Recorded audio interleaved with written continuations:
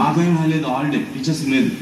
ఇక్కడ మరి ట్రైనింగ్ ఉంటుంది, టీచర్స్కి ట్రైనింగ్. అంటే ఈ నెలలో సిలబస్ ఏంటి, అది ఎలా కంప్లీట్ చేసుకోవాలి, నెక్స్ట్ మంత్ సిలబస్ ఏంటి, దానికి ఎలా అచీవ్ చేసుకోవాలి, దాని మీద సబ్జెక్ట్ ఎక్స్పర్ట్స్ అందరు కూర్చొని డిస్కస్ చేసుకుంటారు అనమాట, హైయర్ అఫీషియల్స్ యొక్క సూచనలకు అనుగుణంగా.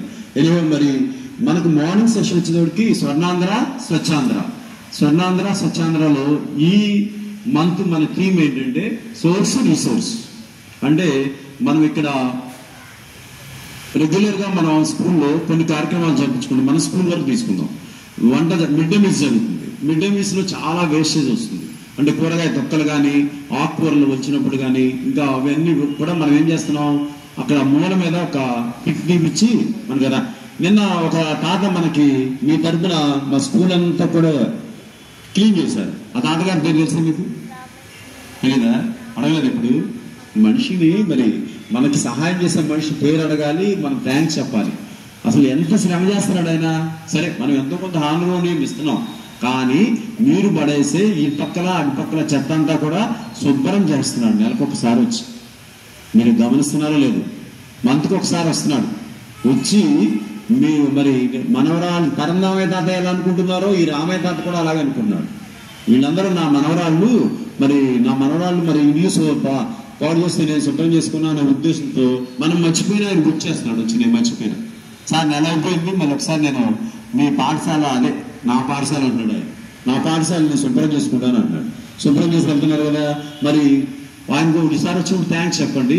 మనం ఏం చేయాలి, ఈ రోజు మన థీమ్ ఏంటంటే స్వచ్ఛాంధ్రలో మనం అక్కడ వచ్చే కిచెన్ వేస్ట్ ఉంటుంది కదా, కిచెన్ వేస్ట్ అంతా కూడా ఎక్కడ పడితే అక్కడ పడేయకుండా మనం ఒక గొయ్యి తీసి ఆ గోతులో కంపోస్ట్ లాగా తయారు చేయాలి. ఆ కంపోస్ట్ లాగా తయారు చేయాలంటే చక్కగా మీ టీచర్స్ దానికి ఐడియాస్ చెప్తారు. అది కంపోస్ట్ ఎలా తయారవుద్ది అనేది. దాన్ని కంపోస్ట్ తయారు చేసిన తర్వాత మనం ఇక్కడ ఏదో చిన్న కిచెన్ గార్డెన్ ఉంది కదా, కిచెన్ గార్డెన్కి లేదా మన గ్రీనరీ గార్డెన్కి ఉపయోగించుకోవాలి. మెన్యూడ్గా సహజ ఎరువు, కృత్రిమ ఎరువులు వాడద్దు అంటున్నారు, ఆర్టిఫిషియల్ ఎరువులు. అందుకని సహజ ఎరువు తయారు చేసుకోవడం కూడా దాని మీద మీకు చిన్నప్పటి నుంచి కూడా ఐడియా ఉండాలి. తర్వాత మీరు ఇప్పుడు ఇంట్లో కిచెన్ గార్డెన్ చేయాలి అనుకుంటే మనకు పెద్ద ప్లేసు, పెద్ద పొలము, పెద్ద గ్రౌండ్, పెద్ద స్థలం ఉన్న ఇల్లు అవసరంలా.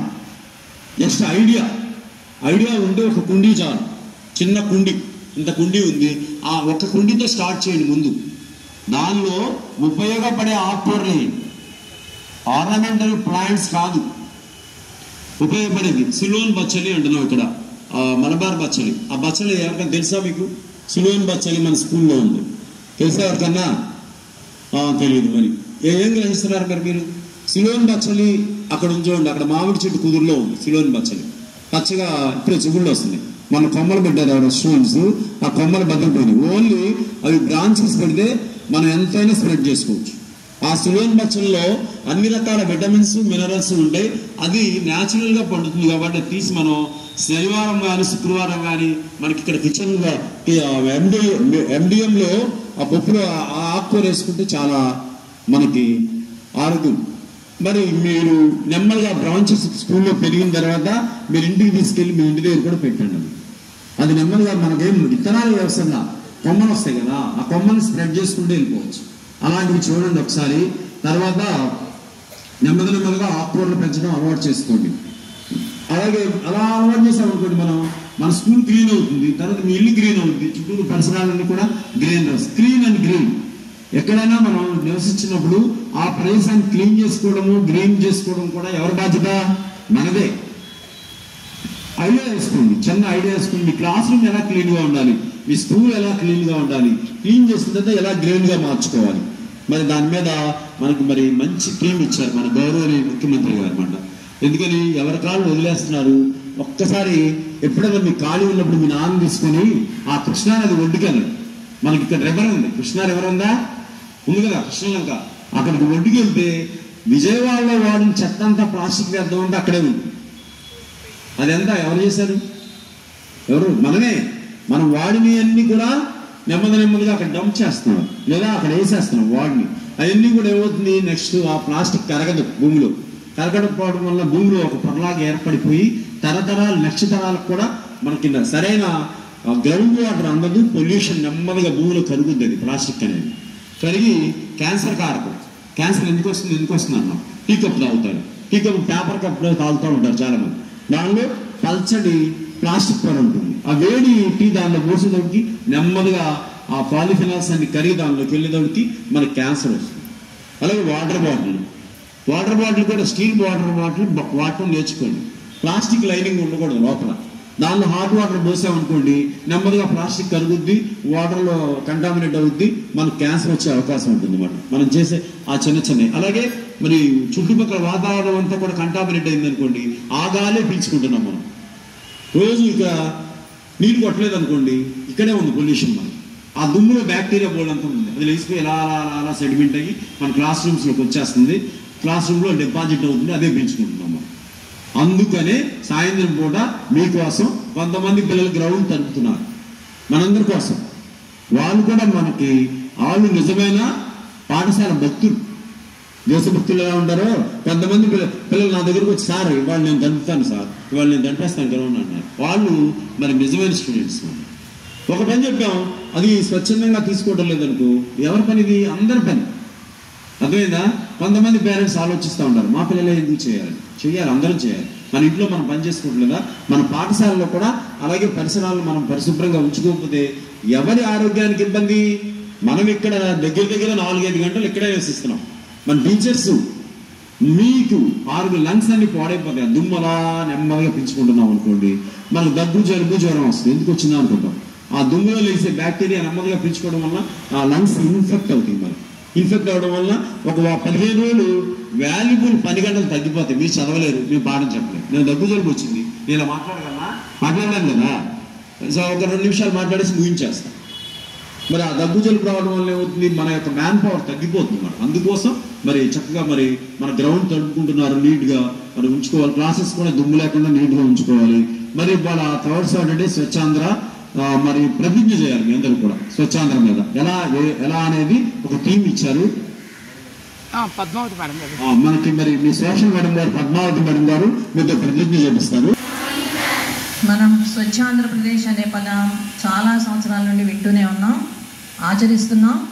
ఆచరణలో ఎక్కడో లోపం ఉంది, ఇంకా ఆచరించాల్సిన బాధ్యత మన మీద చాలా ఉంది. అందుకే ప్రతిసారి ప్రతిజ్ఞ చేస్తున్నాం.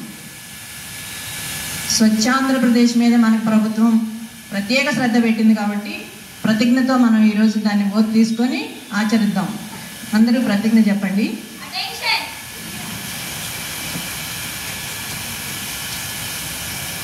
నేను నా పరిసరాల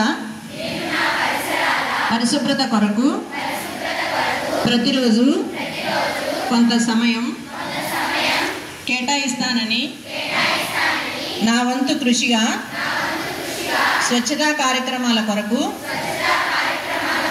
శ్రమదానం చేసి పరిశుభ్ర ఆంధ్రప్రదేశ్ సాధించే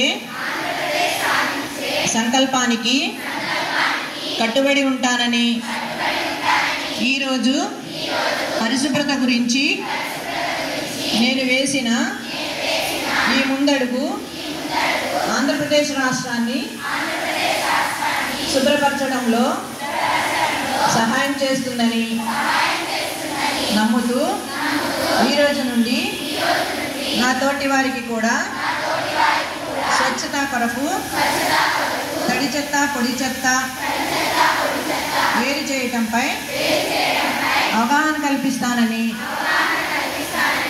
మన ఆంధ్రప్రదేశ్ను స్వచ్ఛ ఆంధ్రప్రదేశ్గా తీర్చిదిద్దేటట్లు నా వంతు కృషి చేస్తానని ప్రమాణం చేస్తున్నాను. మనం ప్రమాణం చేశాము అంటే ఆచరించాలి, ఒక మాట చెప్పాము అంటే ఆచరించాలి. కాబట్టి ఆ స్వచ్ఛత మనం ఈ రోజు నుండి మన క్లాస్ రూమ్ నుండి, మన ప్రెమిసెస్ నుండి ప్రారంభిద్దాం. ఎక్కడా ఏ వేస్ట్ పడకుండా జాగ్రత్తలు తీసుకుందాం. Thank you. 20 రూపీస్ అవుతుంది చిక్కి. ప్లస్ మన అందరూ కూడా ఎనిమిగ్గానే ఉన్నారు. మీరు కంపల్సరీగా ఎగ్ తినండి, చిక్కి తినండి, పారేది వేస్ట్ చేయండి. మీరు ఫ్రీగా ఇస్తున్నారా అంటే అది మన డబ్బులే. చెప్పే కదా, ట్యాక్సెస్ కడుతున్నాం. మనం ప్రతి వస్తువు కొనేటప్పుడు ట్యాక్సెస్ కడుతున్నాం. ఆ ట్యాక్సెస్ అలా వెళ్తుంది. దాన్ని వేస్ట్ చేస్తున్నారంటే మీరు ద్రోహం చేస్తున్నారు. దేశ ద్రోహం అక్కడే ఉంది. అలాగే అక్కడ ప్లాస్టిక్ పేపర్స్ ఎవరు గ్రౌండ్లో ఇవ్వాలి. గ్రౌండ్ వేయద్దు, చక్కగా డస్ట్బిన్స్ ఉన్నాయి, వాడుకోండి. మీకు అబ్రహం లింకన్ అనే పేరు ఇప్పుడు విన్నారా? ఎవరైనా అమెరికా ప్రెసిడెంట్గా చేశారు. ఆయన అమెరికా ప్రెసిడెంట్గా చేసేటప్పుడు మరి ఆయన కాన్వాయ్ అంటే మరి చాలా పెద్ద కాన్వాయ్ అంటే ఆయన వెళ్తున్నారు రోడ్డు నెంబర్. అలా ఆయన తనకి చూసినప్పుడు రోడ్డు మీద చెత్త కనపడింది.